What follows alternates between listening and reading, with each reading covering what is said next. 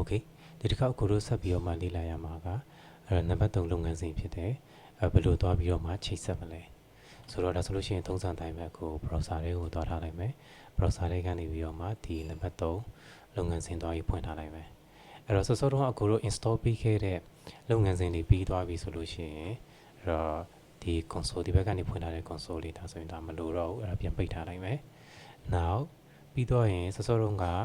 server ကိုအခုတို့ connect ပြုလုပ်မယ်ဆိုလို့ရှိရင် client ဘက်ကနေပြီးတော့မှဒီ connect ပြုလုပ်လို့ရတဲ့နည်းနှစ်နည်းရှိတယ်အဲ့ဒီထဲမှာအခုနံပါတ်1အဲ့တော့ပထမဆုံးနည်းကိုသွားပြီးတော့မှကြည့်ကြရအောင်ဆိုဒါကကြတော့အခုတို့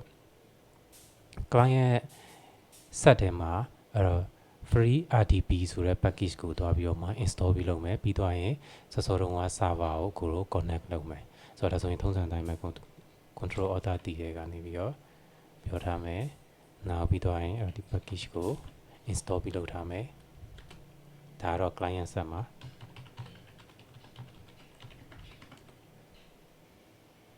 okay ဒါဆို install ပြီးသွားပြီဆိုရင်အခုသူ့ကိုသွားပြီးရှင်းထုတ်ထားလိုက်မယ်နောက်ပြီးတော့ရင်နောက်တစ်ခုကကြတော့ကိုတို့ချိတ်ဆက်တဲ့နည်းအဲ့တော့ကိုတို့ချိတ်ဆက်မယ်ဆိုရင်ဒီ command ကိုသွားပြီးတော့မှသုံးမိရမယ်เนาะအဲ့တော့ x free rtp ဆိုတဲ့အနောက်ကနေပြီးတော့မှဒါကိုချိတ်ဆက်ခြင်းနဲ့အဲ့တော့ server ရဲ့ password တော့ပေးမယ်ပြီးတော့ရင်အဲ့ဒီ server ရဲ့ IP address ကိုပြောပေးရမယ်ဆိုတော့အခုဒီ code ကိုသွားပြီးတော့မှ command ယူလာခဲ့မယ်အခုရဲ့အဲ့တော့ client terminal တွေကနေပြီးတော့မှလမ်းခေါ်ထားလိုက်မယ်ဆိုတော့ဒါဆိုလို့ရှိရင်အဲ့တော့သူ့ရဲ့ IP address ကိုယူလာခဲ့မယ်အခုချိတ်ဆက်ခြင်းနဲ့ server ရဲ့ IP address အဲ့တော့ password ကတော့ဒါကိုတို့ server ကိုစပြီး install ပြီးတော့စဉ်တော့ငါသုံးခဲ့တဲ့ server ရဲ့ password เนาะအဲ့တော့ဒီအတိုင်းပဲဆိုတော့အခုသူ့ကို enter ပေးလိုက်ရုံပဲ okay ဆိုဒါဆိုလို့ရှိရင်အခုတို့ server ကိုသွားပြီးတော့မှ CLI command line interface အနေနဲ့မဟုတ်တော့ဘဲနဲ့အခုတို့ဒီမှာ desktop environment နဲ့ရလာပြီပေါ့လေเนาะအဲ့တော့သူ့ရဲ့ team ကတော့အခုတို့ဒီမှာ install ပြုလုပ်ခဲ့တဲ့ FCE ဆိုတဲ့ desktop environment နဲ့လာမှာပေါ့လေเนาะ okay အဲ့တော့ကိုပြောင်းခြင်းတဲ့ပုံလေးတွေသွားပြီးရွေးပေးလို့ရပြီပြီးတော့တဲ့အခါကျရင်အဲ့တော့ terminal ခေါ်ခြင်းနဲ့ဆိုရင်လည်းဒီဘက်ကနေ terminal ကိုလမ်းခေါ်လို့ရပြီနော်နောက်ပြီးတော့တဲ့အခါကျရင်အဲ့တော့ file တွေတင်ခြင်းနဲ့ဆိုရင်လည်းဒီ home တွေကနေပြီးတော့မှသစင်အဲ့တော့ကိုပဲ folder အောက်ကိုသွားစေခြင်းပဲ okay သွားလို့ရပြီကိုတို့ browser ကိုသွားမယ်ဆိုရင်လည်း browser ကိုသွားဖွင့်လို့ရပြီအဲ့တော့ Google ကိုသွားမလားတော့ဒါမှမဟုတ်လို့ရှိရင်လည်းအခုတို့အဲ့တော့ Facebook ကိုဝင်မလားဒါဆိုရင်တော့အခုတို့ VPN လေးသုံးစရာမလိုဘဲနဲ့ Facebook ကိုဝင်လို့ရပြီပေါ့ဒီနော်နောက်ပြီးတော့တဲ့အခါကျရင်အဲ့တော့ Gmail ဝင်မလားဒါမှမဟုတ်လို့ရှိရင်လည်းအဲ့တော့ကိုနှစ်သက်တဲ့အဲ့တော့ link inside ကို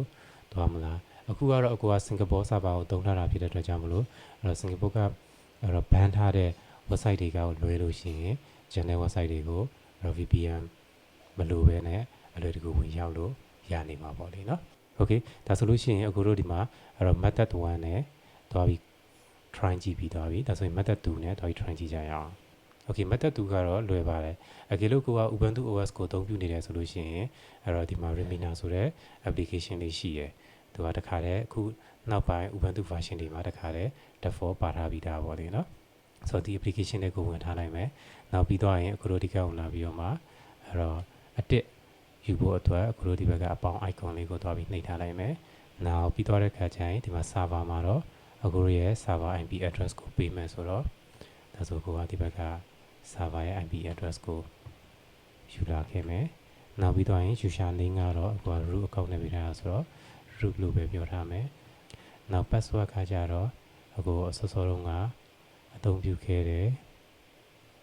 အဲ့တော့ဒီရဲ့ password ကိုပဲပေးထားလိုက်အောင်ပဲအဲ့တော့ဒီမှာ domain name လဲအခုတို့ပေးထားဖို့လိုမယ်အဲ့တော့ domain name ပေးဖို့အတွက်အခုဒီကောင်လာပြီးတော့စောစောတုန်းက server IP address ကိုပဲပြောထားလိုက်မယ်ဆိုတော့ save ကိုနှိပ်မယ်သူ့ကိုချိတ်ဆက်ဖို့အတွက်အခုတို့နှစ်ချက်ကလေးခောက်လိုက်ရုံပဲဆိုနောက်ပြီးတော့ရင်သူ့ကိုဒီမှာ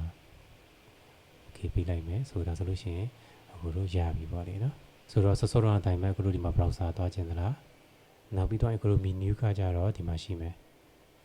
အခုတို့တွားပြီးတော့မှဖွင့်ခြင်းတဲ့ application တွေကို ဒီဘက်ကနေရွေးပေးလို့ရတယ်အဲ့တော့ method 1နဲ့လည်း try ကြည့်ပြီးသွားပြီနောက် method 2နဲ့လည်း try ကြည့်ပြီးသွားပြီเนาะ okay so ဒါဆိုလို့ရှိရင်ဒီ number 3လောက်ဆောင်ချက်ပြီးပြီပေါ့လေเนาะဒါဆိုလို့ရှိရင်အခုတို့ number 4လောက်ဆောင်ချက်ကိုကြည့်ကြရအောင်ဆိုတော့အခုတို့ install ပြုလုပ်ခဲ့တဲ့ xfce ဆိုတဲ့ package ကိုမလိုချင်เนาะအဲ့တော့ဒီ command ကိုသုံးမယ်နောက် xrdp ကိုမလိုချင်တော့ဘူးဆိုရင်တော့အခုတို့ဒီအောက်က command ကိုသုံးမယ်အခုတို့ uninstall မပြုလုပ်ခင်မှာအခုတို့တည်ထားမယ့်အချက်တစ်ချက်ရှိသေးတယ်အဲ့ဒါဘာလဲဆိုတော့အခုတို့ဒီ xfce ကို install ပြုလုပ်စဉ်တုန်းကမေးခွန်းမေးခဲ့ဒီရှိတော့အခုပြောခဲ့တဲ့အတိုင်းပဲအဲ့တော့ number 1ကိုရွေးမှလား number 2ကိုရွေးမှလားအဲ့တော့သွားပြီးကိုကြိုက်ရရွေးပေးလို့ရတယ်အဲ့တော့ Cartier မှာအဲ့ဒီ GTM ဆိုတဲ့ကောင်ကဒီ keyboard ကိုအသုံးပြုလို့မရတာမျိုးအဲ့တော့ဖြစ်တတ်တယ်အဲ့လိုဆိုလို့ရှိရင်ကိုက GTM နဲ့ install ပြုလုပ်ခဲ့တာလားတောင်းလို့ရှိရင် light နဲ့ပြုလုပ်ခဲ့တာလားဆိုတော့အရင်ဆုံး system ထဲမှာသွားပြီးတော့စစ်ကြည့်လို့ရတယ်ဆိုတော့အဲ့လိုသွားစစ်မှဆိုလို့ရှိရင်ဘယ်လိုစစ်မလဲကြည့်ရအောင်ဆိုတော့ဒါဆိုလို့ရှိရင်ကိုအရင်ဆုံးဒီ server ရဲ့ IP ကိုယူထားမယ်အဲ့တော့ terminal ကနေသွားတာဖြစ်တဲ့အတွက်ကြောင့်မို့လို့ CLI command line interface အနေနဲ့ပဲလာမှာပေါ့လေနော်အဲ့တော့ password ကိုတော့ဒီကနေပြန်ယူထားမယ် okay ဒါဆိုရင် server ထဲရောက်ပြီရောက်တော့ပြီဆိုရင်ဒီပေါ်က command နဲ့သွားစစ်လို့ရတယ်အဲ့တော့ sudo systemctl status display manager ဆိုပြီးတော့မှသွားယူမိထားလိုက်မယ်အဲ့လိုဆိုလို့ရှိရင်သူကဒီမှာအခုတို့ပါသုံးခဲ့တာလဲဆိုတော့ဒီမှာသာကြည့်လို့ရတယ်အဲ့တော့ light dm နဲ့ default အနေနဲ့သူက install လုပ်ထားတာပေါ့လေနော်ဆိုတော့အဲ့ဒါကြောင့်မလို့ကိုတို့ကဒီ keyboard နဲ့ mouse နဲ့တခါတည်းအသုံးပြုလို့ရနေတာပေါ့အကယ်လို့ GTM 3ဖြစ်ခဲ့မယ်ဆိုရင်သူကဒီနေရာမှာအဲ့တော့ GTM 3လို့လာပြပေးမှာပေါ့လေနော်အဲ့တော့ GTM 3နဲ့ install ပြုလုပ်လဲပဲအခုတို့တွေက keyboard ရော mouse ရောအသုံးပြုလို့ရနေလိမ့်မယ်အဲ့တော့မရခဲ့တည်ရှိတော့เนาะမရခဲ့ဘူးဆိုလို့ရှိရင်အောက်ကအဲ့တော့ဒီအဆင့်လေးတိုင်းပေးလိုက်ရုံပဲအဲ့တော့ဒီ sudo တွေကနေ nano တွေကနေပြီးတော့ nano ကတော့ dash editor ပေါ့ဆိုတော့နောက်ဒီရဲ့ပတ်လည်ကြောင်းလေးဝင်ထားလိုက်မယ်အခုကတော့အခုတို့တွားပြီးဝင်လို့ရမှာမဟုတ်ဘူးဘာကြောင့်လဲဆိုတော့အခုက GTM 3အနေနဲ့သူက install လုပ်ခဲ့တာမဟုတ်ဘဲနဲ့ like အနေနဲ့ install လုပ်ခဲ့တာဖြစ်တဲ့အတွက်ကြောင့်မို့လို့เนาะအကယ်လို့များကို့မှာ nano ဆိုတဲ့ touch editor ရှိမနေဘူးဆိုရင်အဲဆိုရင်လည်းကိစ္စမရှိဘူးအခုဒီမှာ install ပြုလုပ်တဲ့နည်းပေးထားတယ်ပြီးတော့ရင်စောက link လေးကိုပြန်ဝင်ထားလိုက်မယ်အဲ့တော့ဝင်ပြီးတော့ရင်အခုတို့ဘာပြလိုက်အောင်မလဲဆိုတော့သူ့ရဲ့ file ထဲမှာအဲ့တော့ wayland enable ဆိုတဲ့ကောင်သွားပြီးတော့မှ true ဖြစ်နေတာကို false လို့ပေးလိုက်ရင်ရပြီအဲ့တော့ပြီးရင်တော့ H system ကို reboot ချလိုက်ဒါဆိုရင် keyboard ရော mouse ရောပြန်သုံးလို့ရသွားလိမ့်မယ် okay ဒါဆိုလို့ရှိရင်အဲ့တော့ xfce ကိုအသုံးမပြုချင်တော့ဘူးဆိုလို့ရှိရင်ဒီအောက်က command line တွေတိုင်းတစ်ဆင့်ချင်းစီ uninstall ပြုလုပ်လိုက်ရုံပဲပေါ့လေနော်ဆိုတော့ဒါဆိုတော့ပြီး try ကြည့်ကြရအောင်အဲ့တော့အခုအချိန်ဒီထိက uninstall မလုပ်ရသေးဘူးဆိုတော့အခုကသူ့သွားပြီး remote သွားပြီးလှမ်းလုပ်လို့ရနေလိမ့်မယ် okay okay ဒါဆိုလို့ရှိရင်သူ uninstall ပေးဖို့အတွက် server တွေကိုပြန်ဝင်ထားမယ်နောက်ဒီပေါ်က code တိုင်းပေးလိုက်ရုံပဲ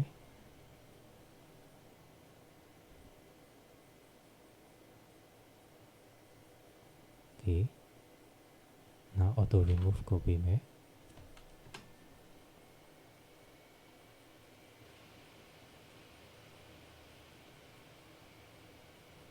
โอเคနောက်ပြီးတော့ရင် clean ပေးထားလိုက်မယ်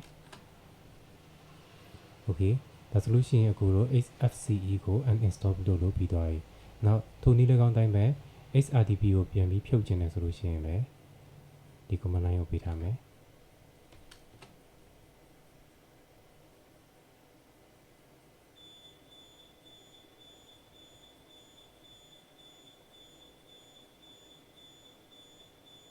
okay ပြီးတော့တဲ့အခါကျရင် auto remove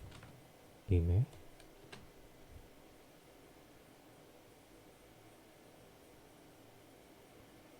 okay ပြီးတော့ရင် clean command ကိုပေးထားလိုက်မယ်နောက်ပြီးတော့ရင်တော့ server ကို reboot လုပ်မယ်အဲ့တော့ဒီနေရာမှာတော့ကို reboot မပေးတော့ဘူးเนาะအဲ့တော့ပြီးတော့ရင်ပြန်ပြီးတော့မှ remote ပြန်လုပ်ကြည့်မယ်โอเคဒါဆိုရင်တော့အခုတော့ remote လုပ်လို့မရတော့ဘူးပေါ့လေเนาะ အဲ့တော့ RDP ကို uninstall ပြုလုပ်လိုက်ပြီးဖြစ်တဲ့အတွက်ကြောင့်မလို့ okay ဒါဆိုလို့ရှိရင်ကိုလိုလုံဆောင်ချက်နံပါတ်၄လည်းပြီးသွားပြီပေါ့လေနော်အဲ့တော့ server ကိုသွားပြီးတော့မှ remote desktop တော့ပြုလုပ်လို့မရတော့ဘူးတို့တော့ညာလည်းပဲကိုကသူ့ကို CLI အနေနဲ့တော့connect လုပ်လို့ရနေအောင်ပါပဲပေါ့လေနော်အဲ့တော့ဥပမာအဖြစ်ဆိုပါစို့အဲ့တော့ server လေးကိုဖွင့်ထားလိုက်မယ် okay ဒါဆိုလို့ရှိရင်အခုလို server လေးကိုရောက်သွားပြီဖြစ်တဲ့အတွက်ကြောင့်မလို့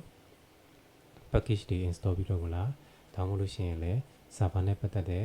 အဲ့တော့ manage ပြုလုပ်မလားဒီ CLI command line interface အပေါ်မှာကိုလိုစိတ်ကြိုက် manage လုပ်လို့ရပြီပေါ့ဒီနော် okay ဒါဆိုလို့ရှိရင်ကိုလိုတွေကဒီ Ubuntu Linux OS ပေါ်မှာ remote desktop connection တခုဘယ်လိုတည်ဆောက်မလဲပြီးတော့ဘယ်လိုချိတ်ဆက်မလဲဆိုတော့အဲ့တော့သင်ခန်းစာအဆင့်ဆင့်ကိုနားလည်လိမ့်မယ်လို့မျှော်လင့်ပါတယ်ဆိုတော့နောက်ထပ်ဗီဒီယိုအတစ်တွေမှာပြန်တွေ့ပါမယ်ကျေးဇူးတင်ပါတယ်